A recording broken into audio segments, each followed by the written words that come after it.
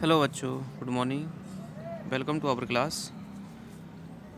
तो बच्चों, आज हम देख रहे हैं क्लास 6 लिविंग साइंस क्लास 6 का चैप्टर नंबर 10 है living organism and their surrounding.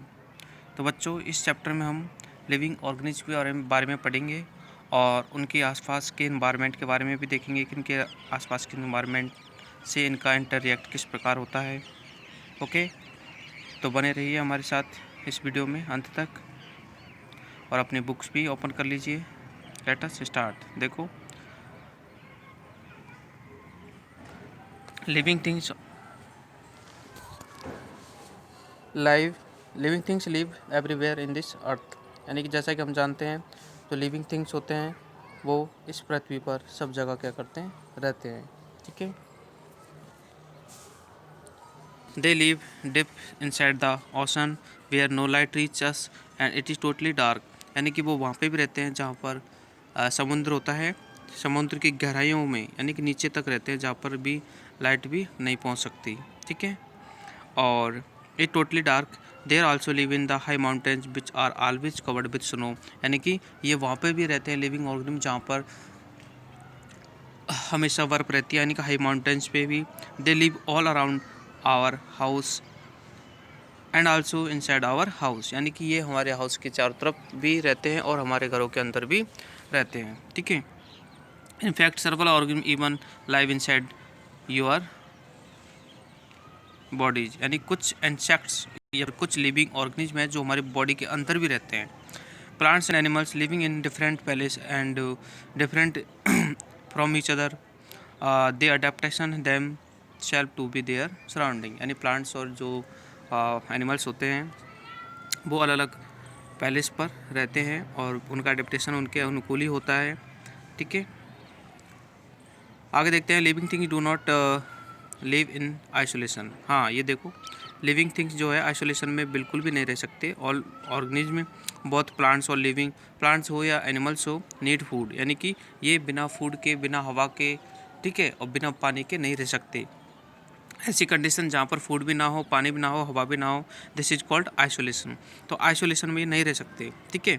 इनको फूड की ज़रूरत होती है, metal from their surrounding to survive, जैसे air, water, soil, essential for part of the surrounding their life of an organism is thus affected by the living and non living around it। ठीक है।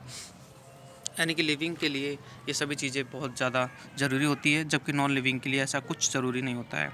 Everything surround and affecting an organism is known as the environment. देखो, यानी कि जो भी हमारे आसपास होता है जो कि एक ऑर्गेनिज्म को अफेक्ट करता है, इस इन सभी फैक्टर को मिला के हम इन्वायरमेंट बोलते हैं। The study of the relation between the living things and their environment is called ecology. फिर हम बात करते हैं कि इकोलॉजी क्या होता है। तो इन्वायरमेंट और उसके लिविंग ऑर्गेनिज्म और इन्वायरमेंट के बिटवीन जो भी रिलेशनशिप होता है, ठीक है, उस चीज़ की जो हम स्टडी करते हैं उसे हम इकोलॉजी कहते हैं। ठीक है। Our environment is made of the living and non living component. यानी हमारा जो एनवायरनमेंट है वो लिविंग और नॉन लिविंग कंपोनेंट से मिलके बना होता है। जैसे पत्थर है, पहाड़ है, नदियाँ, झरने, ये सभी क्या है, नॉन लिविंग है। और पेड़ पौधे, जानवर, ठीक है, और ह्यूमन बींग आल्सो, ये क्या है, लिविंग है। इन सब से मिलकर हमारा एनवायरनमेंट बना होता है। ठीक है। इसलिए हम एनवायरनमेंट को दो फैक्टर में यहाँ पर डिवाइड करते हैं। ठीक है। पहला है बायोटिक और दूसरा है अबायोटिक। ठीक है। अब हम इनको समझते हैं। बायोटिक क्या होता है। तो देखो, द लिविंग, यानी कि जो भी लिविंग कंपोनेंट होते हैं वो सब बायोटिक कहलाते हैं। ठीक है। जो कि इस बायोलॉजिकल इन्वायरमेंट को बनाते हैं। ठीक है। और नॉन लिविंग जो कंपोनेंट होते हैं वो एबायोटिक में आते हैं, जैसे वाटर है, ठीक है, सॉइल है और सनलाइट है, टेम्परेचर है। ठीक है। और this constituents the abiotic of physical environment, these factor affect the living organism found the area। यानी कि ये भी एबायोटिक भी होते हैं, ये भी हमारे एनवायरनमेंट के फैक्टर होते हैं और बायोटिक भी हमारे एनवायरनमेंट के ही फैक्टर होते हैं। तो बायोटिक और एबायोटिक दोनों को हम नेचुरल एनवायरनमेंट बोल सकते हैं। ठीक है। आगे देखो, human being are also a part of the environment. यानी कि हम इंसान भी एक एनवायरनमेंट के पार्ट हैं और we can change the environment to suit our needs. और हम अपनी आवश्यकता के अनुसार एनवायरनमेंट का यूज लेते हैं। और today we do not live in the natural environment such as a forest, the cities or village we live in a have to be human made environment। देखो पहले क्या होता था कि हम जंगलों में रहते थे, ठीक है, बट अब ऐसा कुछ नहीं है, हम जंगल के सूटेबल नहीं हैं क्योंकि हम जो है हमने अपने घर बना लिए हैं, ठीक है, ह्यूमन मेड इन्वायरमेंट जो है हमने तैयार कर लिया है, जैसे घरों में रहना, ठीक है, बाकी सारी फैसिलिटीज़ भी हमने तैयार की है। You know that human resource is the biggest resource in the world, और इसी के कारण हम अब एनवायरनमेंट ह्यूमन मेड एनवायरनमेंट में रहते हैं। If you study in the environment in different area such as desert है, हिली है, कोस्टल है, you will find that the environment is different but the basic component are the same. देखो यानी कि जैसे कि हम इन तीनों टाइप की जो एनवायरनमेंट देख रहे हो तुम, पहला आप देख रहे हो डिजर्ट, ठीक है, यानी कि रेगिस्तान, दूसरा देख रहे हो आप हिली एरियाज यानी पहाड़ी इलाका, तीसरा देख रहे हो कोस्टल एरिया यानी समुद्र के किनारे का एरिया। ये तीनों ही एरिया है वो डिफरेंट है, बट यहाँ पर कुछ कंपोनेंट है वो सेम होते हैं, जैसे एयर, वाटर, ठीक है, और फूड, ठीक है, वो कुछ हद तक क्या होता है सेम होते हैं, जिन्हें कि लिविंग ऑर्गेनिज्म यूज करते हैं, ठीक है। आगे हम बात करते हैं biotic component and their interaction, यानी कि बायोटिक कंपोनेंट के बारे में बात करते हैं। बायोटिक अभी मैंने आपको बताया था कि जितने भी लिविंग ऑर्गेनिज्म होते हैं वो सब क्या होते हैं, बायोटिक कंपोनेंट में ही आते हैं। तो देखो द लिविंग और biotic organism that make up the biotic component of an environment can be divided into the 3 groups depending on how they obtain their food, यानी कि वो अपने भोजन को किस प्रकार ऑब्टेन करते हैं, तो इस आधार पर जो बायोटिक कंपोनेंट है उनको 3 टाइप से यहाँ पर डिवाइड किया गया है, ठीक है। जैसा कि आप पहले देखते हो प्रोड्यूसर, ठीक है, प्रोड्यूसर आपको पता है कौन होते हैं, अगर नहीं पता तो देखो, प्रोड्यूसर वो होते हैं जो अपने फूड को खुद तैयार करते हैं, ठीक है। You know that green plants make their own food from carbon dioxide and water, यानी ग्रीन प्लांट जो होते हैं वो कार्बन डाइऑक्साइड और वाटर का यूज लेके अपने फूड को, ठीक है, सनलाइट के प्रेजेंस में यानी by the process of the photosynthesis तैयार करते हैं, इसलिए इन्हें क्या बोलते हैं, प्रोड्यूसर बोलते हैं, क्योंकि ये अपने फूड को प्रोड्यूस करते हैं, ठीक है। और in that can make their own food are called producer. देखो प्रोड्यूसर को हम बहुत ही सिंपल तरीके से डिफाइन कर सकते हैं कि organism that can make their own food, जो अपना खाना बना सकते हैं उन्हें हम क्या बोलते हैं, प्रोड्यूसर बोलते हैं, ठीक है। और इन्हें हम ऑटोट्रॉप्स भी बोलते हैं। ऑटोट्रॉप्स इसलिए बोलते हैं क्योंकि अपना खाना खुद बना लेते हैं, ठीक है। ऑटो मीन्स सेल्फ और ट्रॉप्स मीन्स फूड, यानी कि ये अपने फूड को क्या करते हैं, सेल्फ ही बना लेते हैं, इसलिए इन्हें ऑटोट्रॉप्स बोल सकते हैं या फिर प्रोड्यूसर बोल सकते हैं। समझ में आ गया। आगे हम देखते हैं, देखो अब ये जो आपको डायग्राम दिखा रखा है ये आपका फोटोसिंथेसिस का प्रोसेस दिखा रखा है सनलाइट के प्रेजेंस में, ठीक है। सनलाइट के प्रेजेंस में देखो क्या क्या दिखा रखा है, एनर्जी फ्रॉम सनलाइट, यानी कि एनर्जी लेता है, कार्बन डाइऑक्साइड एनवायरनमेंट से लेता है, कौन, लीव ही क्यों दिखा रखी है, बिकॉज ऑफ जो फोटोसिंथेसिस प्रोसेस होता है वो लीव में ही कंप्लीट होता है ना, और ऑक्सीजन आउट होती है यहाँ पे, और वाटर भी टेक होता है। कहने का मतलब सनलाइट और कार्बन डाइऑक्साइड और वाटर और कुछ मिनरल जो कि रूट के द्वारा लिए जाते हैं, ठीक है, इन सब से मिलकर खाना बनता है, और उसके बाद में हम इन्हें बॉडी मतलब सारे जो प्लांट्स के बॉडी होती है उसमें कंज्यूमर के लिए सेंड करते हैं। आगे देखो, आगे हम पढ़ रहे हैं कंज्यूमर। तो पहला टाइप हो गया हमारा प्रोड्यूसर, यानी कि जो अपना फूड खुद बनाते हैं। दूसरा है कंज्यूमर, जो अपना फूड खुद नहीं बनाते बट दूसरों के बनाए हुए फूड को डायरेक्टली और इनडायरेक्टली दोनों ही तरीके से कंज्यूम करते हैं, that is called consumers. Okay, they are the called consumers और हेटेरोट्रॉप्स, ठीक है। जैसे उनको वो ऑटोट्रॉप्स बोलते थे, इनको क्या बोलते हैं, हेटेरोट्रॉप्स बोलते हैं, क्योंकि ये दूसरों के बनाए हुए खाने पर डिपेंड होते हैं, ठीक है।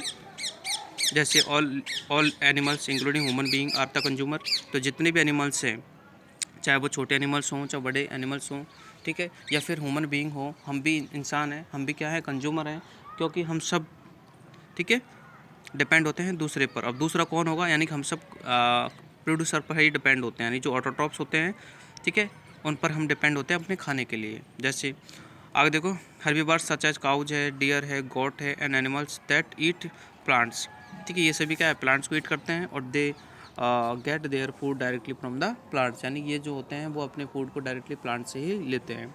सच as animals are known as the primary consumer, तो ये प्राइमरी कंज्यूमर है, क्यों, क्योंकि ये प्रोड्यूसर से डायरेक्ट क्या लेते हैं, अपने फूड को लेते हैं। फिर बात करते हैं हमारी, तो हम भी हाँ सॉरी, फिर बात करते हैं कार्निवर्स की। कार्निवर्स कौन होते हैं? वो सेकेंडरी कंज्यूमर होते हैं। सेकेंडरी क्यों होते हैं? क्योंकि ये प्राइमरी कंज्यूमर से अपने फूड को लेते हैं। देखो कार्निवर्स कौन होते हैं? जो फिश ईटिंग एनिमल्स जो होते हैं कार्निवर्स कहलाते हैं, यानी कि जो मांस खाते हैं। और मांस वो खाएंगे, किनका खाएंगे? काऊ वगैरह, ठीक है, हिरन वगैरह, यानी कि जो प्राइमरी कंज्यूमर होते हैं ना उन्हीं का मांस खाते हैं कौन? Secondary consumer. इसलिए उनको क्या बोलते हैं? सेकेंडरी कंज्यूमर बोलते हैं या फिर कार्निवर्स बोल सकते हैं। आगे हम देखते हैं, देखो ये जो एनिमल्स होते हैं वो डायरेक्टली और इनडायरेक्टली तरीके से क्या करते हैं? इनडायरेक्टली तरीके से क्या करते हैं? ये अपने भोजन को या फिर अपने फूड को कंज्यूम कर किससे? प्रोड्यूसर से। इसलिए इनको हम बोलते हैं सेकेंडरी कंज्यूमर। आगे हम बढ़ते हैं ओमनिवर्स, ठीक है। ओमनिवर्स कौन होते हैं? जो दोनों ही टाइप के, यानी कि हर्बीवर्स, यानी कि जो प्राइमरी कंज्यूमर का फूड टेक करते हैं या फिर सेकेंडरी कंज्यूमर दोनों का टेक करते हैं, उनको हम ओमनिवर्स बोलते हैं। जैसे ह्यूमन बीइंग है, बियर है, यानी भालू है, काउच है, सॉरी क्रो यानी कौवा। ये क्या करते हैं? मीट मांस भी खाते हैं, यानी कि ये कार्निवर्स भी होते हैं। और हर्बीवर्स यानी कि पेड़ों प्लांट्स प्रोडक्ट भी यूज करते हैं। सो इनको हम बोलते हैं ओमनिवर्स, ठीक है। आगे हम देखते हैं डिकम्पोजिटर। अब देखो डिकम्पोजिटर्स क्या होते हैं? देखो fungi are very small organism, यानी बैक्टीरिया और फंगी जो होते हैं बहुत ही छोटे छोटे ऑर्गेनिज्म होते हैं। That can not be seen with necked eyes, यानी जिनको हम अपने नेक्ड यानी कि खुली आंखों से नहीं देख सकते हैं। These are the known as micro organism, इनको हम माइक्रो ऑर्गेनिज्म कहते हैं, यानी कि बहुत छोटे होते हैं। सो इनको माइक्रो ऑर्गेनिज्म कहते हैं। They are consumer that feed mainly on the dead remains of the plant and the animals. तो ये वो एनिमल्स होते हैं या फिर ये वो कंज्यूमर्स होते हैं जो कि सिर्फ क्या है? डेड पार्ट को ही खाते हैं। जैसे प्लांट्स के किसी डेड पार्ट को खाते हैं या फिर एनिमल्स के ही डेड पार्ट को खाते हैं, यानी कि उनको कंज्यूम करते हैं। सो इनको क्या बोलते हैं? डिकम्पोजिटर बोलते हैं। आगे देखो the nutrition that producer green plants absorb from the soil are passed on the all the consumers when a producer or a consumer dies, यानी कि जब कोई प्रोड्यूसर यानी कि कोई प्लांट या फिर कोई कंज्यूमर डाई यानी मरता है तो बैक्टीरिया और fungi act the break down. तो बैक्टीरिया और फंगी क्या करते हैं? उसको ब्रेक डाउन करते हैं सिंपल सब्सटेंस में, और इसी प्रोसेस को क्या बोलते हैं? डिकम्पोज बोलते हैं, ठीक है। और dead material of its body into the nutrition substance, ठीक है, यानी कि जो मरे हुए जीव होते हैं, चाहे वो प्लांट्स हो, ठीक है, प्लांट्स का कोई पत्ता है या फिर कोई बॉडी पार्ट है वो टूट के नीचे गिर जाता है तो फिर वो क्या है? डेड ही माना जाता है। तो उसको मतलब डिकम्पोज करके और मिट्टी में मिलाने का काम करते हैं ये माइक्रो ऑर्गेनिज्म, ठीक है। इसी प्रकार एनिमल्स होते हैं, डेड एनिमल्स की जो बॉडी होती है उसको भी डिकम्पोज करते हैं, यानी कि उनको भी क्या करते हैं? ब्रेक डाउन करते हैं सिंपलर सब्सटेंस में, और उनको ब्रेक डाउन करके उनसे न्यूट्रिशन ये टेक करते हैं। They came and mixed with it, therefore bacteria and fungi are known as the decomposer। इसलिए हम बैक्टीरिया और फंगी को क्या बोलते हैं? डिकम्पोजर बोलते हैं, क्योंकि ये डिकम्पोज करते हैं किसको? डेड एनिमल्स को या फिर डेड प्लांट्स को, ठीक है। आगे देखते हैं, thus the decomposer serve a very useful purpose of the maintaining the nutrition in the soil and returning of the nutrition to it। तो इसलिए जो डिकम्पोजिटर्स होते हैं वो हमारी क्या है? इस एनवायरनमेंट सिस्टम को क्या करते हैं? बैलेंस करते हैं, ठीक है। अब बैलेंस कैसे करते हैं? आपको पता ही है कि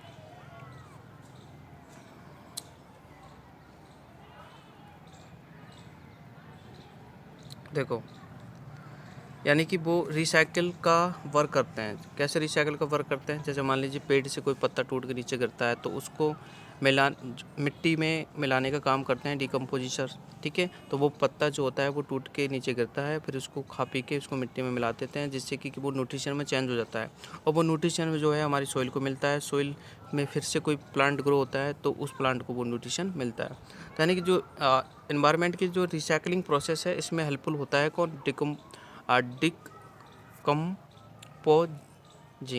ठीक है, जो कि डिकम्पोजर्स करते हैं।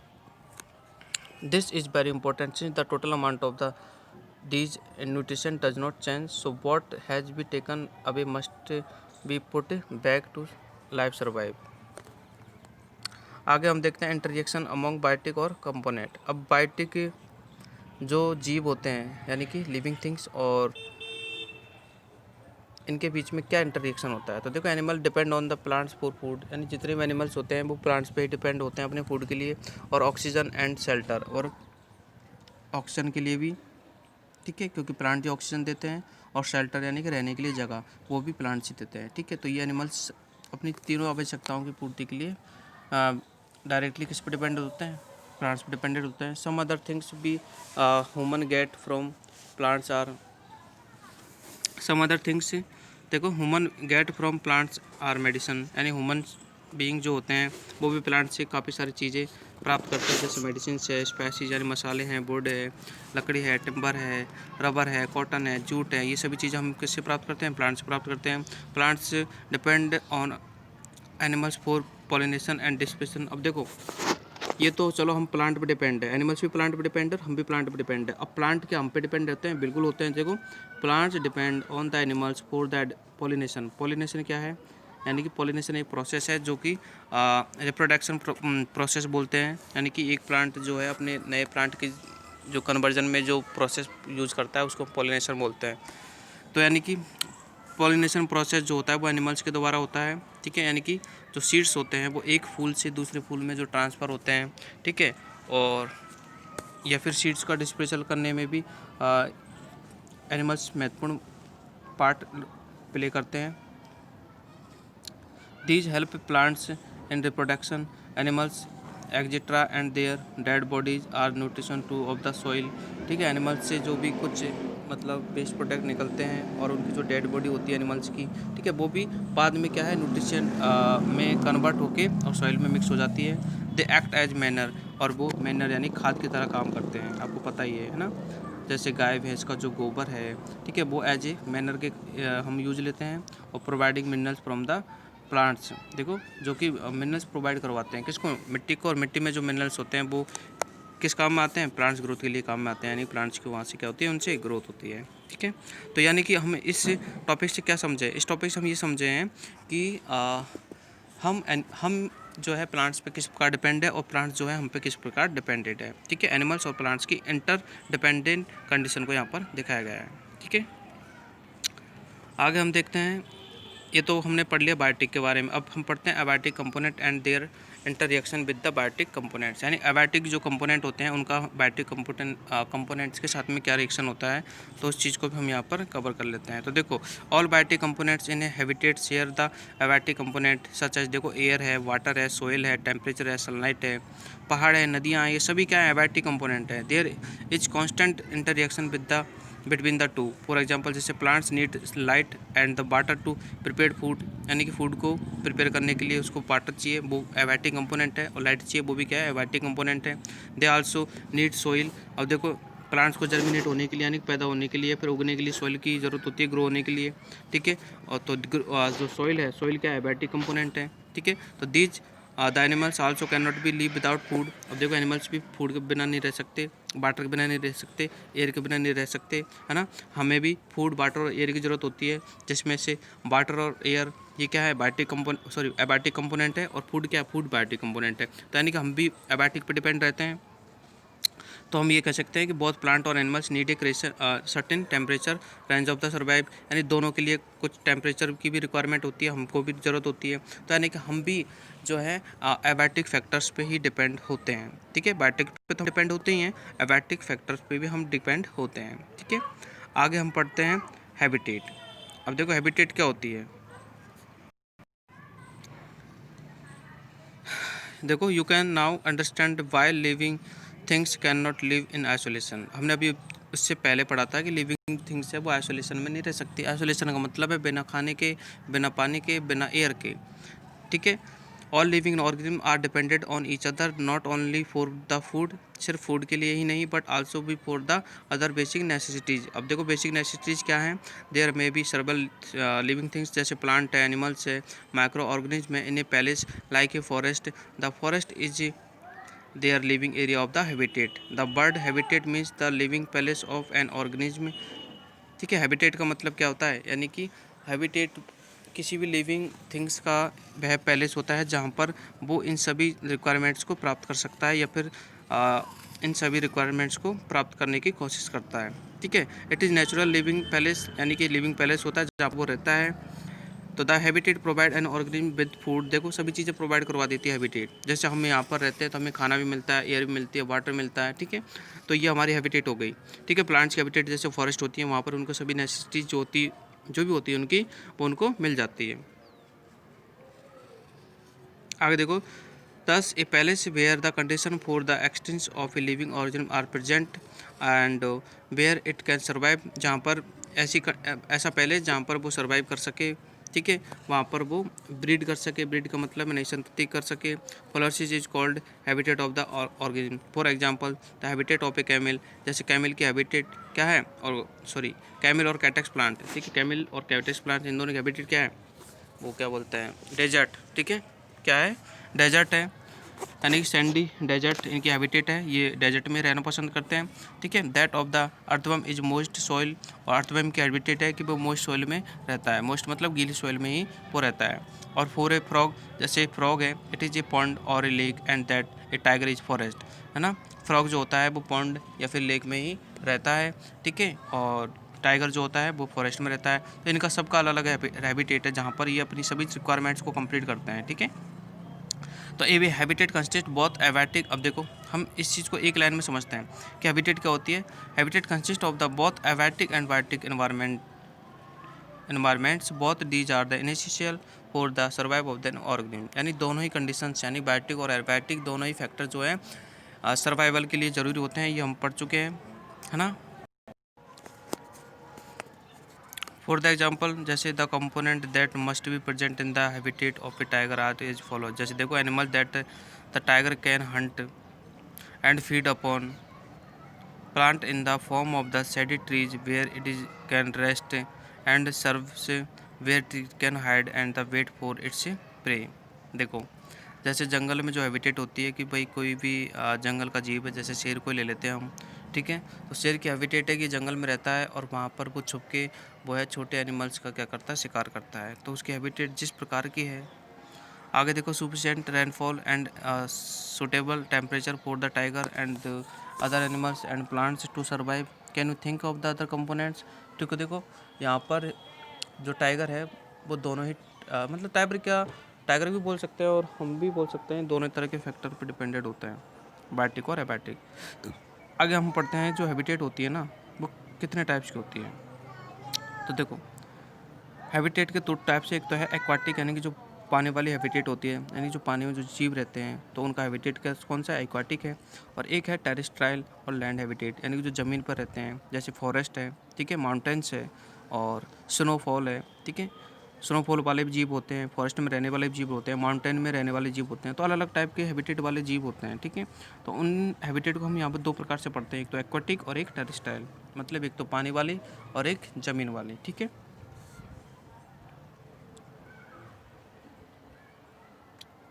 तो देख लो एक्वाटिक हैबिट क्या होती है।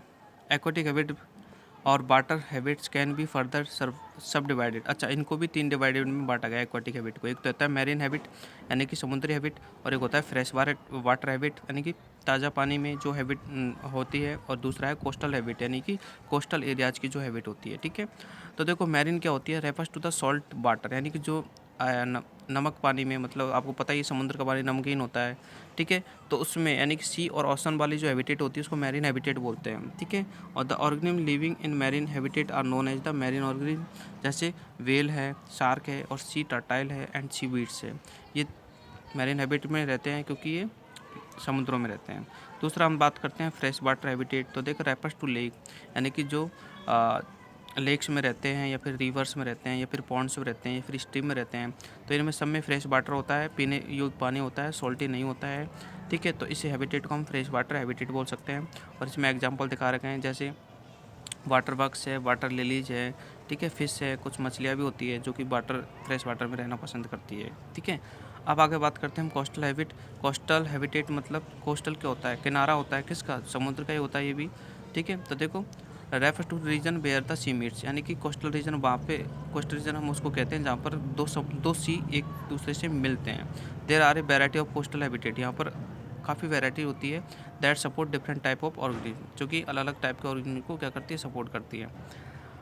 जैसे ऐसे ये एस्टोरीज है are coastal region where a live river of the एक्सचुरी, ध्यान देना, एक्सचुरी जो लिख रहा है ना, ये एक्सचुरी एक जगह होती है जहाँ पर एक नदी किसी समुद्र से मिलती है, ठीक है, एक नदी किसी समुद्र से मिलती है, उसको एक्सचुरीज बोलते हैं। तो fresh water meets the salt water, नदी में होता है फ्रेश वाटर जो कि सॉल्ट वाटर से मिलता है।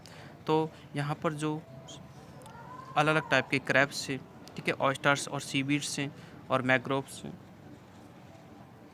ठीक है, ये यहाँ पर पाए जाते हैं। तो इस प्रकार के जो हैबिटेट होती है उसको क्या बोलते हैं हम, कोस्टल हैबिटेट बोलते हैं, ठीक है। तो ये जो एक्वाटिक हैबिट थी आपकी, ये 3 टाइप्स यहाँ पर कंप्लीट हो चुकी है। अब हम देखते हैं नेक्स्ट टेरेस्ट्रियल हैबिट, जो कि हम अपने नेक्स्ट पार्ट में कंप्लीट इसको करेंगे। आप अगर आपको देखना है तो आप इसको देख सकते हो पार्टों में। Okay, watching, bye.